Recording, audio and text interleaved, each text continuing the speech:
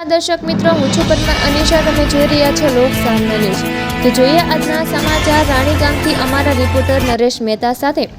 ભાવનગર જિલ્લાના ગારિયાધાર જેસર પંથક વિસ્તારમાં અનરાધાર વરસાદ વરસ્યો તેમજ ઉપરથી શેત્રુંજી નદીમાં પૂર આવતા રાણીગામ પીપરડી જેવા ગામો બેટમાં ફેરવાયા. જૂના રાણીગામ વિસ્તારમાં આવેલ ફુલિયા હનુમાન મંદિર, ત્રિભંગ હનુમાન મંદિર પાણીમાં ગયા. ગરકાવ મંદિરોમાં 5 થી 7 ફૂટ જેટલા ભરાયા પાણી. રાણીગામમાં આવવાના બધા રસ્તા થયા બંધ. રસ્તા પણ પાણીમાં ડૂબ્યા. ચારો તરફ પાણી પાણી જ દેખાય. તો ફરી મળીશું એક નવા સમાચાર સાથે. ત્યાં સુધી જોતા રહો લોક સામના ન્યૂઝ.